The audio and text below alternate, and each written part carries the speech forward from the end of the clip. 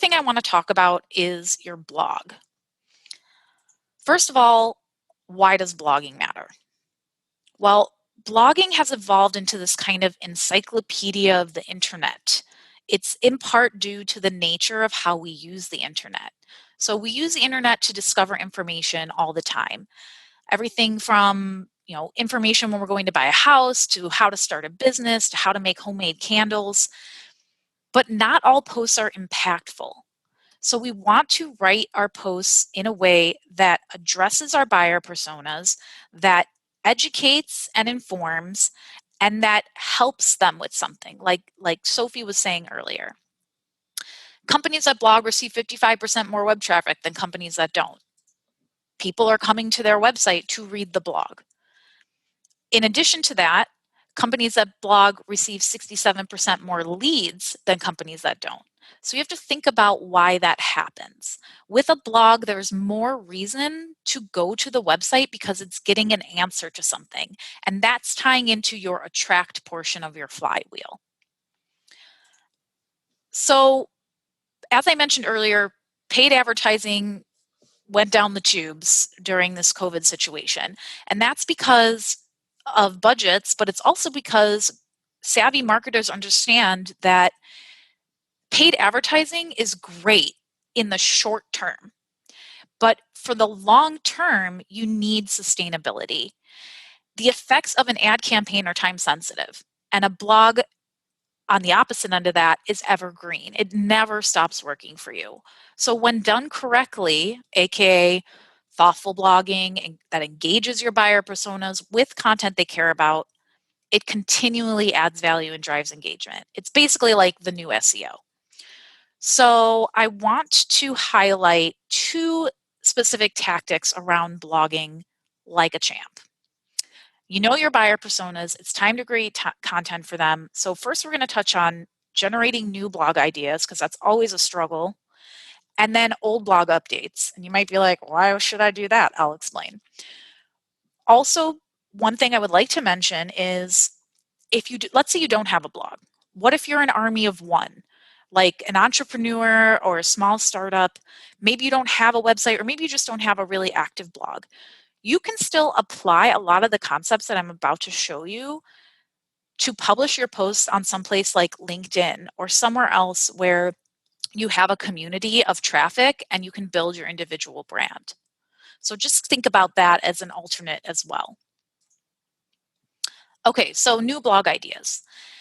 We did this a while ago with Technology Advisors. We wanted to understand how people were finding us. And so we were thinking, well, what we need to first look at is our organic traffic.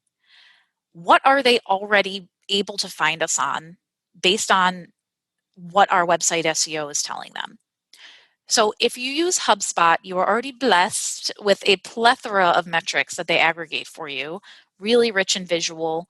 However, if you don't have HubSpot, there's also this free tool by Neil Patel, again, a link I will share, that will help you do it, and I'll show you how.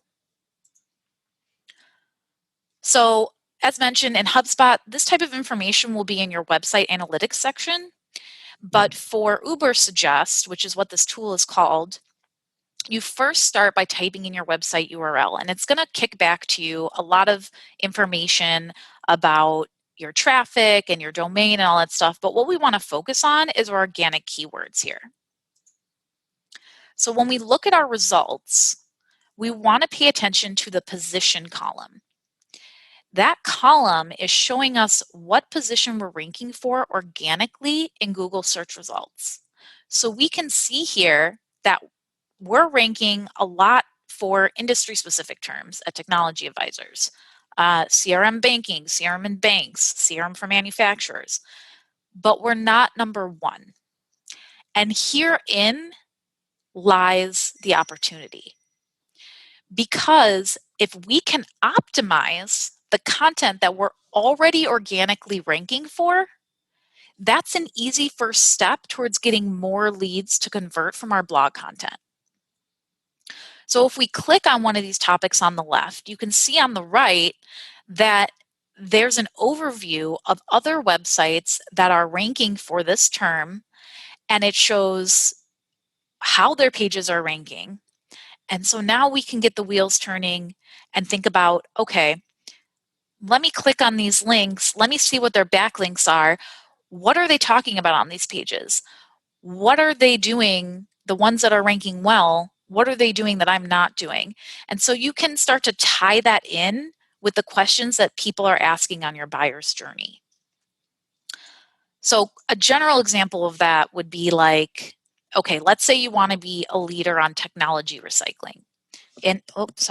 Contact issues. Okay, in each stage of your buyer, in each stage of your buyer's journey, you're going to create a different type of content to read to that particular stage. So in the awareness stage, maybe you talk about reducing technology costs. In the consideration stage, you'd be comparing recycling technology with disposal. And in the decision stage, you're talking about choosing the right technology or recycling partner. So let's go back and apply this to our banking CRM idea. So how are we weaving this? If you're me, you're technology advisors, and I'm seeing that banking CRM is ranking really well for us. Now I want to think about how can I weave this in to what people are asking and where they are in their buyer's journey. So in the awareness stage, we're educating them, they're beginning their journey, they're not sure what they need. This initial blog post would be more of a 101 on what is CRM? Why do banks use it? What kind of results do they see? Are there any challenges? Giving them this general overview of what this is and why it might be beneficial to them. When you hit that consideration stage, now they know they need CRM, but they're not really entirely sure what to look for. So this post would be informing them of the essential features they should consider when picking the best CRM for their industry. And then finally in the decision stage, they're like, okay, I got the facts. I know I need CRM, but I literally don't even know who can help me. Well, and here in this stage, you're going to write a post highlighting maybe a success story from one of your clients, discussing how they excelled with their solution using your help. So you can see that real world example of how you can build that in using that keyword research. Speaking of topics, I would be remiss if I did not mention HubSpot's advice on topic clustering. So the idea of topic clustering is to write content focused on this one overarching content topic, which is called your pillar content, and that's what you see in that picture. But there are multiple content pages related to that same topic that all link to each other. And so the reason that you're doing that is because you're establishing yourself as a thought leader in the eyes of a search engine. So you have all this related content, and that to the search engine says, oh, wow, that person's an authority on this. They know what they're talking about. So for example, let's say your topic is fruit. Okay, maybe you have your pillar page about general stuff about fruit, and then you've got all these links coming off of the pillar page, a video on selecting the best fruit, a blog on the differences between fructose and glucose, a white paper on fruit distributors and their current market presence. So that can all be tied into this clustering of content. Now you may be thinking, okay, Deneen, that's cool at all. I like that, neato, but I literally don't have time to go and build all this much content right now. What else can I do? What can I do that's immediate, that'll get me results really fast? Well, understandable, I'm with you. Let's talk about updating your old blogs. If you're in a pinch or you're worried about the time or research it's going to take to create these new blogs or topic clusters, you can always start with updating your old blogs and optimizing them for conversions. And then the calls to action and valuable offers are going to come into play here, and I'll hit on that next. One of the easiest ways to know which blogs you need to prioritize is to use insights from your analytics. So if you use HubSpot, again, you already have those analytics at your fingertips. That's what that screenshot is showing. You can view all those metrics, your blog traffic, time on page, when it was published, all that good stuff.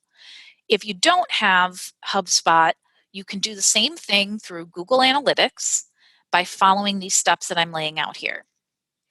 what you want to do is filter your posts within at least the past 6 months, if not a year. A year is probably better. And look at which pieces of content are being hit on most consistently. Which of these should we prioritize to update and repost? And I'll give you an example. So when we looked at those metrics on our blog, I can see one right off the bat that would be a great candidate for us: the explosive impact of CRM 2018 and beyond. We can see from the analytics that this post is still performing very well 2 years later. Unique page visits are good, average time on page is good. That shows you if their time on the page is high, they're actually staying there and reading the content. So this is a great opportunity for us to update this post with 2020 or at this point 2021 statistics and republish it. And why do we do that? Well, part of Google's algorithm actually weighs you with less authority as content gets older. So while your blogs are working for you, the more relevant and timely they are, the more Google weights them as being appropriate and helpful. So you want to keep it fresh to benefit your SEO, your marketing conversions, and your website traffic. But updating that content is just kind of step one. Step two comes into play when you're adding valuable offers or calls to action within it to boost conversions even further. So we'll get to that really quick, but additional blog advice just to wrap up. First of all, ideal blog post title length is 60 characters. Keep that in mind when you're writing your post because page title has a direct influence on your ranking. It's part of the algorithm that the search engine looks at. Long tail keywords. What the heck are those? Long tail keywords or key phrases that are more specific and usually longer than common keywords. So like, obviously in this example, how to write a blog post, that's considered a long tail keyword. That's going to get less traffic overall, but it's going to get more honed in traffic, more traffic that's looking for a specific answer to a question. And that's the type of traffic you want because you're not just blasting out your content into the atmosphere, you're trying to create something that's helpful to your defined buyer personas. And speaking of questions, that's the other point I would like to make about blogs. Consider having your blog post title answer a question. That's how people search. Think about how you search. I search like that all the time. Google understands how to take that question and shoot back the answers that people are looking for. And this is one of the core pillars of attracting website visitors. Now that we know who we're writing for and the challenges we're helping them overcome, we want to build that trust and that foundation of a lasting relationship. And we can do that by answering our readers' questions on our blog. And then I'll breeze right through this last one. Basically, just some quick tips is you want to make sure that you're formatting your blog post nicely, you're using relevant images, subheadings. The main thing I'll point out here is white space. White space is your friend. When you read a web page, and you probably unconsciously notice this, but now going forward, pay attention. When you're on a website blog and there's these big chunks of text, you kind of end up skimming most of it, right? If it's broken up a little bit more and there's more white space, your eye kind of naturally flows and it allows you to engage more with the content and it kind of pushes that reader through the experience. Use bullet points, use lists, use things that are attention grabbing, and that'll optimize the readability of your blog. Okay, so wrap up really quick. Relevant calls to action and valuable offers. You want to choose a relevant content offer to position with your post. So think about the kind of call to action or valuable content you can add to further intrigue and delight your targeted readers. Maybe it's a free checklist. Maybe it's a white paper. Maybe it's an invitation to join a webinar. The moral, though, is don't give away the farm for free. If you put a lot of hours into writing this super detailed white paper on something, it's okay to make that a gated content where you ask for somebody's email in order to give that to them, because it's a give for a get, and you're capturing and converting qualified leads that way, because those people are obviously very interested in what that white paper has to say or what that ebook has to say, and that's a worthwhile lead. And then additionally, sending relevant content, promoting your content across your targeted social media channels. Again, tying this back in, if you don't have a website or you're publishing on LinkedIn, making sure that you're publishing at least once a week. Another thing you can do is harass all your coworkers like I do, where I will literally just copy the direct link to LinkedIn or Twitter or wherever it is. You can do that in the upper right-hand corner. There's those three little dots, and email it out to everybody, and made it really easy for them to share with their networks. And it's real quick, and it expands the reach of your audience, because now you're getting to audiences that maybe aren't already directly associated with your company. So in summary,